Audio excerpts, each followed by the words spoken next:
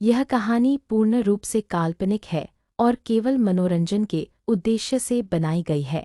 इसमें उपयोग किए गए सभी नाम, पात्र और घटनाएं मेरी अपनी कल्पना पर आधारित हैं। इस कहानी का किसी भी वास्तविक व्यक्ति, घटना या अन्य कहानी से कोई संबंध नहीं है। यदि किसी भी प्रकार की समानता पाई जाती है तो उसे मात्र एक संयोग माना जाए। मैं हूँ आपका भाई दिव्यांशु उपाध्याय और अब शुरू होती है एक नई रहस्यमयी और रोमांच से भरी कहानी। कहानी में अब तक आपने देखा कि विद्वान सूर्यवंशी वहाँ अल्पा साम्राज्य में ही रहता है और उसे इस बात की खबर नहीं होती कि उसके सूर्यवंशी साम्राज्य पर इस समय वहाँ प्राचीन 10 दल हमला करने के लिए तैयार हो रहे हैं। विद्वान वहाँ अल्पा साम्राज्य में घूम ही रहा था, तभी ऊंचाई अचानक से यह खबर मिलती है कि उसके सूर्यवंशी साम्राज्य पर हमला होने वाला है। विद्युतान जैसे ही उस खबर को सुनता है वह हड़बड़ा जाता है और भागते हुए सीधा उसी महाराज के पास पहुंचता है जो कि अपनी सभा में बैठा हुआ था और जो कि विद्युतांत का ससुर और नीरजा का पिता अल्पा साम्राज्य का लीडर था, जो इस समय एक विशाल सभा में बैठा होता है। तभी विद्युतांत के सामने जाकर जाता है और कुछ हड़बड़ाकर कहता है, तो कहानी अब आगे। मैं आपका छोटा भाई दिव्यांशु उपाध्याय। विद्युतांत वह अपनी जगह से भागता है और भागते हुए एक राज दरबार में पहुंचता है। विद्युतांत देख रहा था कि उस राज दरबार में भव्य और गरिमा में लोग बैठे हुए हैं। उस राज दरबार के ऊपर जहाँ पर 3 सीढ़ियाँ थी, उनके ऊपर एक चौतरा बना हुआ था जो कि पूरी तरीके से लाल कारपेट से ढका हुआ था और उसके ऊपर एक व्यक्ति वह अपने स्वर्ण के सिंहासन पर बैठा हुआ था और उसकी नज़रें सामने की तरफ थी। तभी विद्युतांत वह उस व्यक्ति के पास आता है और उसकी तरफ देखते हुए हड़बड़ाता है और हड़बड़ाते हुए कहता, देखिए मुझे यहाँ से जाना होगा। विद्युतांत की इस बात को सुनने के बाद वह व्यक्ति जो कि विद्युतांत का ससुर था, वह गंभीर नज़रों से विद्युतांत की तरफ देखता है और उसकी तरफ देखते हुए कहता है, क्यों, हमसे कोई गलती हो गई बेटा, जिस वजह से तुम हमें छोड़कर जाना चाह रहे हो? विद्युतांत उसकी तरफ देखता है और उसकी तरफ देखते हुए कहता, नहीं, ऐसी कोई बात नहीं है। तभी उसी सभा में से एक कुर्सी जो कि उस व्यक्ति के बगल में लगी हुई थी, वहां पर एक बेहद ज्यादा खूबसूरत औरत बैठी हुई थी जिसके हरे कलर के कपड़े वह हवा में लहरा रहे थे, जिसके सुनहरे बाल वह हवा में झूल रहे थे और उसकी मोरनी जैसी आंखें जो किसी को भी मंत्रमुग्ध कर दें। वह विद्युतांत की तरफ देखती है और विद्युतांत की तरफ देखते हुए कहती, क्यों, तुम कहाँ जा रहे हो, वो भी मुझे छोड़कर? विद्युतांत जैसे ही नीरजा की इस बात को सुनता है वह नीरजा की तरफ देखता है और उसकी तरफ देखते हुए कहता है, मेरे सूर्यवंशी साम्राज्य पर उस इतना कहने के बाद वह दांत पीसने लगता है। जैसे विद्युतांत दांत पीसता है उसके शरीर के अंदर से शक्तियां बेकाबू होकर बाहर निकलने लगती हैं। जैसे ही विद्युतांत की शक्तियां वहां सभा में बाहर निकलने लगती हैं, पूरी की पूरी सभा वहां कांप जाती है और हिल जाती है। किसी की भी इतनी हिम्मत नहीं हो रही थी कि वह विद्युतांत के पास जाकर उसे रोकने की भी हिम्मत करे। तभी नीरजा वह विद्युतांत की तरफ देखती है और उसकी तरफ देखते हुए कहती है, क्या हुआ, तुम इतने गुस्से में क्यों दिखाई दे रहे हो? विद्युतांत जैसे ही नीरजा की इस बात को सुनता है वह एक लंबी और गहरी सांस लेता है और नीरजा की तरफ देखते हुए कहता है, उस कमीने कली ने मेरी गैर मौजूदगी का फायदा उठाया और मेरे सूर्यवंशी साम्राज्य पर हमला कर दिया है। अगर मैं नहीं गया तो वहां पर बहुत सारी लाशें बिछ जाएंगी। नीरजा जैसे ही विद्युतांत की इस बात को सुनती है वह विद्युतांत की तरफ देखने लगती है और विद्युतांत की तरफ देखते हुए कहती है, नहीं, मैं भी तुम्हारे साथ चलूंगी। विद्युतांत जैसे ही उसकी इस बात को सुनता है वह नीरजा की तरफ देखता है और उसकी तरफ देखते हुए कहता है, हाँ, मैं मानता हूँ कि तुम ताकतवर हो चुकी हो, लेकिन तुम इतनी भी ज़्यादा ताकतवर नहीं हुई कि तुम वहां पर आए हुए योद्धाओं को जान से मार सको। तभी नीरजा वह विद्युतांत की तरफ देखती है और उसके पास आती है। उसके पास आने के बाद वह अपने हाथों को विद्युतांत की गालों पर ले जाती है और विद्युतांश की आंखों में आंखें डालकर कहती है, मैं और तुम एक हैं, इसलिए तुम जहाँ जाओगे मैं वहीं आऊंगी। नीरजा की इस बात को सुनने के बाद विद्युतांश वहाँ एक लंबी और गहरी सांस लेता है और लंबी सांस लेने के बाद वहाँ नीरजा की तरफ देखता है और उसकी तरफ देखते हुए कहता है, वहाँ सब तो ठीक है, लेकिन अगर तुम मेरे साथ गई तो मेरा ध्यान भटक जाएगा। विद्युतांश की इस बात को सुनने के बाद नीरजा वहाँ विद्युतांश की तरफ गुस्से से देखने लगती है। तभी विद्युतांश वहाँ नीरजा की तरफ देखता है और नीरजा की तरफ देखते हुए कहता है, देखो मेरे पास इस समय बहस का समय नहीं है और मैं तुमसे बहसबाजी करना भी नहीं चाहता, इसलिए मुझे तुरंत यहाँ से जाना है। इतना कहने के बाद वह अपने सामने बैठे हुए महाराज की तरफ देखता है, जो कि अल्पा साम्राज्य की सम्राट थे। तभी अल्पा साम्राज्य की सम्राट वहाँ विद्युतांश की बात को सुनते हैं और अपने सिर को आमे लाते हैं। फिर आमे लाने के बाद वह विद्युतांश के हाथों में एक पत्थर देते हैं और विद्युतांश की तरफ देखते हुए कहते हैं, तुम यहाँ से दक्षिण पूर्वी इलाके में चले जाओ और तुम वहाँ पर जहाँ पर यहाँ पत्थर चमकने लगे वहीं पर जाकर इसे तोड़ देना। वहाँ से आयामी सुरंग तैयार हो जाएगी जो तुम्हें इस आयाम से बाहर निकाल देगी और तुम बाहर की दुनिया में पहुंच जाओगे। विद्युतांश जैसे ही उनकी इस बात को सुनता है उसके चेहरे के ऊपर एक मुस्कुराहट आती है और वह गंभीर स्वर में कहता है, जी लीडर धन्यवाद। इतना कहने के बाद वह तुरंत अपने पैर को जमीन पर पटकता है और पीछे जाने लगता है। तभी विद्युतांश देखता है कि किसी ने उसका हाथ पकड़ लिया है। तभी विद्युतांश वह सामने की तरफ देखता है तो देखता है कि उसका हाथ इस समय निर्या ने नहीं बल्कि ध्रुविका ने पकड़ा हुआ है और निर्या इस समय गुस्से भरी आंखों से विद्युतांश और ध्रुविका को देख रही थी। तभी ध्रुविका वह विद्युतांश की तरफ देखती है और उसकी आंखों में आंखें डालते हुए कहती है, मैं भी तुम्हारे साथ चलूंगी। तभी विद्युतांश वह ध्रुविका की तरफ देखता है और उसकी तरफ देखते हुए कहता, नहीं, वहाँ पर खतरा जान का हो सकता है और मैं किसी को भी इतने बड़े खतरे में नहीं डाल सकता। इतना कहने के बाद वह नीरजा की तरफ देखने लगता है, जो कि उन दोनों को घूर घूर कर देख रही थी। तभी विद्युतांश के चेहरे के ऊपर एक मुस्कुराहट तो आती है, लेकिन वह अगले ही पल गायब हो जाती है और उसकी आंखों में बेरहमी दिखने लगती है। फिर वह उसी बेरहमी के साथ सामने की तरफ देखता है और सामने की तरफ देखते हुए कहता है, काली, मैंने तुझसे कहा था कि मैं तुझे जान से मारकर छोड़ूंगा, इसके लिए चाहे मुझे कुछ भी ना करना पड़े। इतना कहने के बाद वह अपने दांतों को पीसने लगता है और वहां से बाहर निकलने के लिए तैयार हो जाता है। फिर वह वहां से बाहर निकलने के लिए मुड़ता है। फिर उसकी नज़र एक व्यक्ति के पास जाती है जो कि उसे घूर घूर कर देख रहा था। यह व्यक्ति कोई और नहीं बल्कि रुद्रदेव था, जो विद्युतांश को नीरजा और ध्रुविका से बात करते हुए देख रहा था। तभी रुद्रदेव वहां अपने दांतों को पीसता है और दांतों को पीसते हुए कहता है, ये लड़का वाकई में एक अजूबा है। इसके साथ एक एक नहीं दो दो लड़कियां, मेरी बहन भी इसी के साथ चिपक रही है।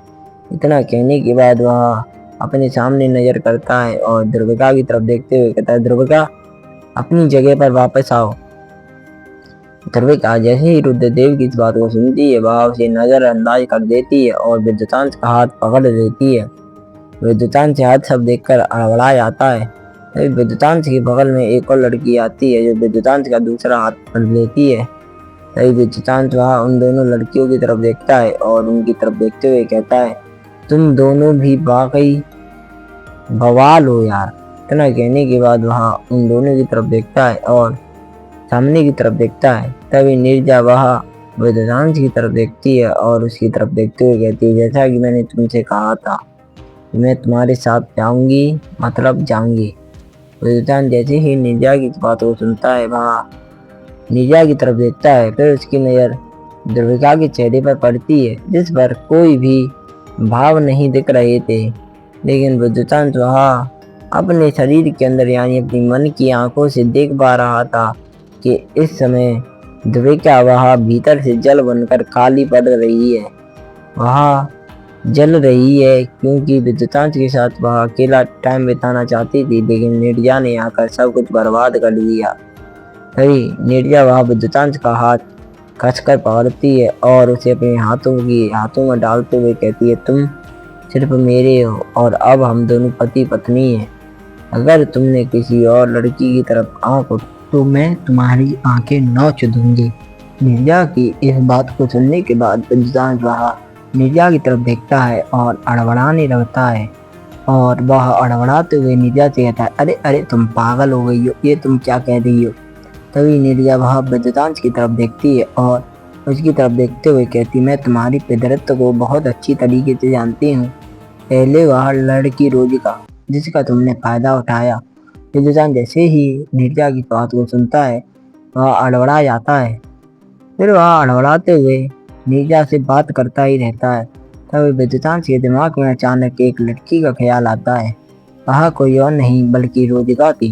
तभी विद्युतांश वह रोजिका के बारे में सोचता है और उसके बारे में सोचते हुए कहता है, नानी जाने क्या हाल होगा उसका, वह क्या कर रही होगी वह समय। इतना कहते हुए उसके चेहरे पर एक मुस्कुराहट आ जाती है।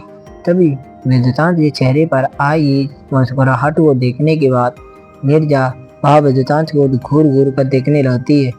विद्युतांश वह नीरजा की बात को सुनता है और उसकी नज़रों को अपनी तरफ एक तरह होते हुए देखता है। फिर उसकी नज़र तुरंत बगल में जाती है तो वह देखता है कि द्रोविका भी उसे घूर घूर कर ही देख रही है। इस समय वह दोनों लड़कियां उसे तिरछी नज़रों से देख रही हैं।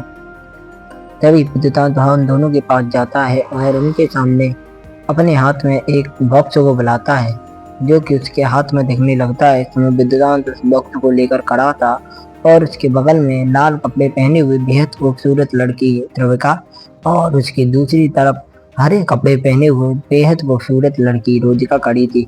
तभी विद्युतांश वह उस महाराज की तरफ देखता है और उस महाराज की तरफ देखते हुए कहता है, महाराज मैं यहाँ से जाना चाहूँगा, इसकी मुझे अनुमति दीजिए। वहाँ महाराज जैसे ही विद्युतांश की इस बात को सुनता है वह अपनी सिंहासन से खड़ा होता है और विद्युतांश के सामने हाथ जोड़ते हुए कहता है, जैसा कि सूर्यवंशी साम्राज्य के लीडर चाहते हैं वैसा ही होगा। अगर आप यहाँ से जाना चाहते हैं तो आपको कोई नहीं रोकेगा, आप यहाँ से जा सकते हैं। विद्युतांश जैसे ही उस महाराज के इस दया भरे भाव को देखता है उसके चेहरे के ऊपर एक मुस्कुराहट आ जाती है और वह उस महाराज की तरफ देखते हुए कहता है, जी महाराज। इतना कहने के बाद वह एक तरफ देखता है जहाँ पर एक व्यक्ति वह घायल हालत में अपने सिंहासन पर बैठा हुआ था। विद्युतांश उस व्यक्ति की तरफ देखता है और उसकी तरफ देखते हुए कहता है, तो रुद्रदेव तुम्हारा क्या ख्याल है। तभी रुद्रदेव वह अपने दांतों को पीसता है और विद्युतांश की तरफ देखते हुए कहता है, पहले मेरी प्रेमिका और फिर मेरी बहन। इतना कहते हुए वह दांत पीसने लगता है।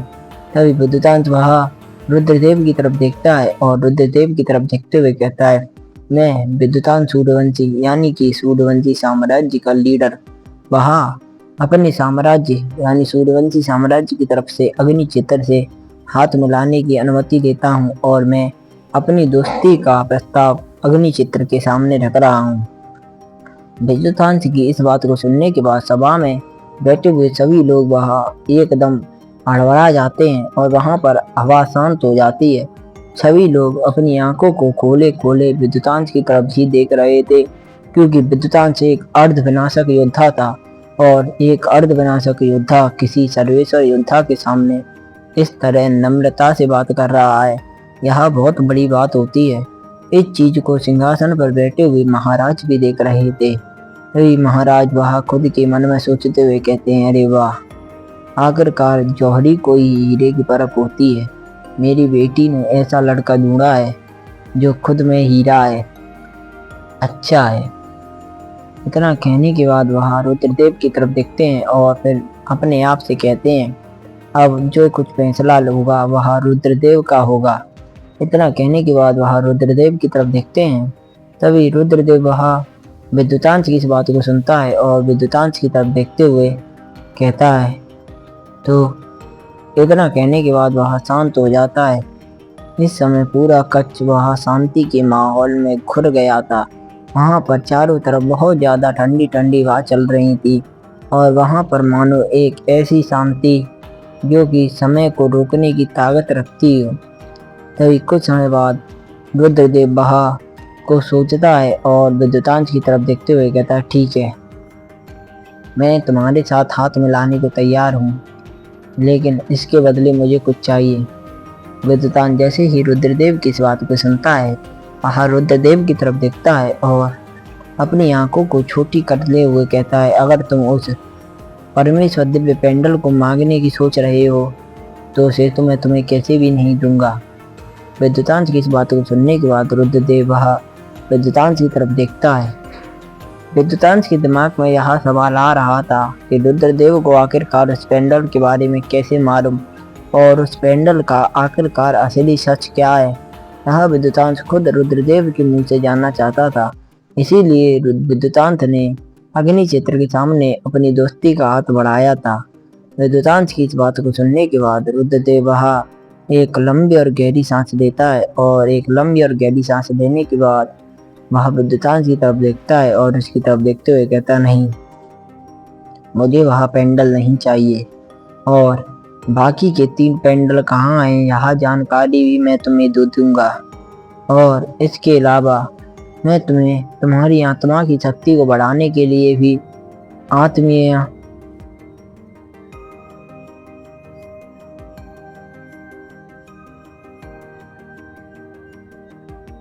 आत्मीय द्रव्य दे दूंगा जिससे तुम अपनी आत्मा की शक्ति को बढ़ा सकोगे। विद्युतांश जैसे ही उसकी इस बात को सुनता है, विद्युतांश के चेहरे पर एक ऐसे गंभीर भरे भाव आते हैं और वह रुद्रदेव की तरफ देखने लगता है। आत्मीय द्रव्य एक ऐसा पेय पदार्थ था जो किसी भी योद्धा की आत्मा की शक्ति को बढ़ाने के काबिल था। इस समय विद्युतांश की आत्मा वह सर्गेश्वर यानी सरगम स्तर के पर पहुंच चुकी थी। विद्युतांश इस समय अर्धविनाशक था और विद्युतांश की आत्मीय शक्ति वह सरगम स्तर पर थी। विद्युतांश वह रुद्रदेव की तरफ देखता है और रुद्रदेव की तरफ देखते हुए कहता है, अगर मेरी शक्ति सरगम से समय राज तक पहुंच जाती है तो फिर मैं एक विनाशक योद्धा से भी अपनी आत्मा की शक्ति के अनुसार लड़ सकूंगा। एक विनाशक योद्धा की आत्मा की शक्ति वह समय राज पर होती थी और विनाशक योद्धा बनने के बाद उसके पास प्रकृति के काबू करने की ताकत आ जाती थी। यानी कि आप लोग इस तरह समझिए कि एक विनाशक योद्धा वह हमारे देश का प्रधानमंत्री, इस तरह से मानिए, क्योंकि उसके पास इतनी ताकत आ जाती थी कि वह अपने एक हुक्म से कुछ भी करने की ताकत रखता था। और विद्युतांश इस समय सर्वम शक्ति के आत्मा के शिखर पर था और विद्युतांश को समय राज पर पहुंचना था। विद्युतांश अगर समय राज पर पहुंच जाता तो वह किसी भी विनाशक योद्धा से सिर्फ अपनी आत्मीय शक्ति के बलबूते पर ही लड़ने की हिम्मत रखता और उससे टकरा जाता। विद्युतांश यह सोचता है और उसके चेहरे पर एक लंबी और बहुत जोरदार मुस्कुराहट आती है। फिर उसके बाद वह तुरंत रुद्रदेव की तरफ देखता है और रुद्रदेव की तरफ देखते हुए कहता है, मुझे तुम्हारी हर शर्त मंजूर है। रुद्रदेव जैसे ही विद्युतांश की इस बात को सुनता है, वह विद्युतांश की तरफ देखता है और उसकी तरफ देखते हुए कहता है, पहले मेरी शर्त सुनो। विद्युतांश जैसे ही उसकी इस बात को सुनता है, वहाँ पर पूरी सभा शांत हो जाती है। चारों तरफ खामोशी, वहाँ पर सिर्फ हवाओं के सरसराने की ही आवाज आ रही थी। ना किसी पशु पक्षी जानवर व्यक्ति किसी की भी आवाज वहाँ पर नहीं आ रही थी। तभी रुद्रदेव वह एक लंबी और गहरी सांस लेता है और विद्युतांश की तरफ देखते हुए कहता, मैं रुद्रदेव तुम्हें से अपने अग्नि क्षेत्र की तरफ से मित्रता का हाथ बढ़ाता हूँ। इसके बदले में तुम्हें अपनी बहन ध्रुवका के साथ विवाह करने का प्रस्ताव देता हूँ और उसी के साथ मैं तुम्हें आत्मीय द्रव्य देता हूँ और उन 3 परमेश्वर दिव्य पत्थरों के बारे में भी बताता हूँ जिनके बारे में मैं जानता हूँ। लेकिन इसके बदले तुम्हें मेरी बहन ध्रुवका से विवाह करना होगा और मुझे और मेरे साम्राज्य यानी अग्नि क्षेत्र को अभय दान देना होगा। इसका मतलब साफ है कि तुम कभी भी मेरे साम्राज्य पर हमला नहीं करोगे और कभी भी मेरे साम्राज्य पर अगर हमला होता है तो तुम मेरी मदद करने के लिए आओगे। विद्युतांश जैसे ही रुद्रदेव की इस बात को सुनता है, वह अड़बड़ा जाता है और वह सामने की तरफ देखने लगता है। विद्युतांश की हड़बड़ाहट को देखने के बाद वहां पर खड़े हुए सभी बुजुर्ग वहां अपनी नजरों को तिरछा करते हैं और उन सभी की नजरें इस समय सीधे महाराज और नीरजा पर जाकर रुकती हैं। इस समय महाराज और नीरजा उन दोनों की तो मुंह खुला का खुला रह गया था और इस समय नीरजा के तो शरीर से शक्तियां बाहर आने लगी थी और वह गंभीर नजरों से रुद्रदेव की तरफ देखती थी, क्योंकि नीरजा विद्युतांश को पसंद करती थी और वह विद्युतांश से प्यार करती थी। लेकिन नीरजा के अलावा विद्युतांश की जिंदगी में रोजिका आई। इससे नीरजा को बहुत ज़्यादा बुरा लगा, लेकिन नीरजा ने फिर भी कुछ नहीं कहा। उसके अलावा विद्युतांश के शरीर में फिर विद्युतांश की जिंदगी में लड़कियां आती चली गईं। इससे नीरजा को बहुत ज़्यादा दुख हुआ, लेकिन फिर भी वह शांत रही। लेकिन वह अपने सबसे बड़े दुश्मन साम्राज्य यानी अग्नि क्षेत्र की राजकुमारी द्रविका का विवाह तो विद्युतांश से किसी भी तरह नहीं होने देना चाहती थी। इसमें साफ साफ मतलब यह था कि अग्नि क्षेत्र अगर अभय दान मांग लेता विद्युतांश से, तो फिर विद्युतांश हमेशा उनकी मदद करने के लिए तत्पर रहता और इसका ये भी मतलब था कि अग्नि क्षेत्र वह प्लूटो पर किसी भी साम्राज्य या किसी भी आयाम पर हमला कर सकता था, क्योंकि अग्नि क्षेत्र के लीडर रुद्रदेव वह विद्युतांश की इन शक्तियों को देखकर प्रभावित हुए थे और वह जानते थे कि अगर उनके पीछे एक अर्धविनाशक योद्धा खड़ा हो तो उन्हें इस पूरे प्लूटो पर रोकने की हिम्मत तो किसी की भी नहीं। रुद्रदेव की इस बात को सुनने के बाद विद्युतांश वह रुद्रदेव की तरफ देखता है और अपनी नज़रों को गंभीर करते हुए कहता है, ये मैं नहीं कर सकता। रुद्रदेव जैसे ही विद्युतांश की इस बात को सुनता है वह अपने पैर को जमीन पर मारता है और हवा में जाते हुए चला जाता है और जाने से पहले वह विद्युतांश की तरफ देखता है और उसकी तरफ देखते हुए कहता है, मैं तुमसे अभी जवाब नहीं मांगा, तुम कुछ समय तक सोच विचार कर सकते हो। अगर फिर भी तुम्हारा जवाब ना होता है तो अग्नि क्षेत्र तुमसे मित्रता की संधि नहीं करेगा। इतना कहने के बाद वो वहाँ से चला जाता है। उसके वहाँ से जाने के बाद उसी सभा में से बहुत सारे लोग उठकर जाने लगते हैं। इस समय रुद्रदेव के साथ 3 और सर्वेश्वर योद्धा और बहुत सारे ब्रह्माधिपति और देवता रैंक के योद्धा थे। इसका मतलब साफ था कि अग्नि क्षेत्र वहाँ खुद में एक बहुत बड़ी तोप थी। अगर विद्युतांश वहाँ सर्वेश्वर रैंक का योद्धा होता तो रुद्रदेव कभी भी उससे मित्रता का हाथ नहीं बढ़ाता, क्योंकि प्राचीन जानवरों में उनका गुरूर ही उनके लिए सब कुछ होता है। लेकिन इनके गुरूर के अलावा एक चीज़ और है, वो होती है शक्ति, जो कि हर जगह काम करती है। रुद्रदेव विद्युतांश के सामने नहीं बल्कि उसकी शक्ति, जो कि एक अर्धविनाशक पर पहुंच चुकी थी, उसके सामने झुका था।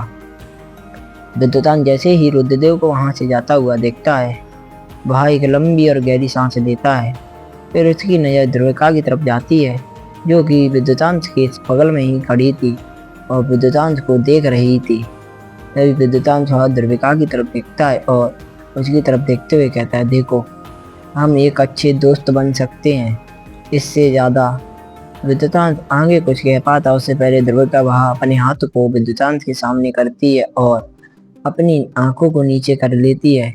इस समय द्रविका की आंखों से आंसू बह रहे थे, क्योंकि जैसे ही रुद्रदेव ने उसे विवाह का प्रस्ताव दिया था विद्युतांश को, तो द्रविका बहुत ज़्यादा खुश हुई थी। लेकिन विद्युतांश ने जैसे ही मना किया तो द्रविका की आंखों से आंसू बहने लगे थे। तभी द्रविका वहाँ विद्युतांश की तरफ देखती है और उसकी तरफ देखते हुए कहती है, शायद मैं तुम्हारे लिए बनी ही नहीं, वो तुमने ही पागल थी जो तुम्हारे प्यार में इस तरह पड़ गई कि कुछ देखा भारा ही नहीं। इतना कहने के बाद द्रविका वहाँ विद्युतांश की तरफ देखती है और वहाँ से चली जाती है। इस समय पूरी की पूरी अल्पा साम्राज्य की सभा, जहाँ पर बहुत सारे सर्वेश्वर योद्धा बैठे हुए थे, ब्रह्माधिपति रैंक के योद्धा भी और देवता रैंक के योद्धा भी बैठे हुए थे। अब वहाँ का पूरा माहौल वहाँ शांत हो चुका था। इस समय वहाँ पर कोई भी योद्धा नहीं था जो बैठा हुआ था। इस समय अल्पा साम्राज्य की लीडर वह विद्युतांश की तरफ देखते हैं और उसकी तरफ देखते हुए कहते हैं, तो लड़के मान गए कि तुम मेरी बेटी से कितना प्यार करते हो और हम तुम्हारा हमेशा साथ लेंगे। अल्पा साम्राज्य की मित्रता हमेशा सूर्यवंशी साम्राज्य के साथ रहेगी। विद्युतान जैसे ही उनकी इस बातों को सुनता है, उसके चेहरे के भाव बिल्कुल नहीं बदलते। वह पहले की तरह गंभीर और उदास ही रहते हैं और वह इस समय जाती हुई ध्रुविका को देख रहा था। भले ही विद्युतान ध्रुविका को पसंद नहीं करता था, लेकिन वह इतने समय में ध्रुविका को अपना एक अच्छा दोस्त मानने तो लगा ही था। ध्रुविका के साथ उसका मिलना, बोलना, बात करना वह विद्युतांश को एक अच्छे दोस्त की तरह अच्छा लगता था। तभी विद्युतांश वह जाती हुई ध्रुविका की तरफ देखता है और ध्रुविका की तरफ देखते हुए खुद में बड़बड़ाते हुए कहता है, मैं विद्युतांश सूर्यवंशी वादा करता हूँ, मैं अग्नि क्षेत्र तो नहीं, लेकिन जब भी तुम्हें मेरी ज़रूरत होगी मैं तुरंत वहाँ पर आऊँगा और तुम्हारी सहायता करूँगा। इतना कहने के बाद विद्युतांश वह अपने हाथों में शक्तियाँ इकट्ठा करता है और सीधा ध्रुविका के ऊपर मार देता है।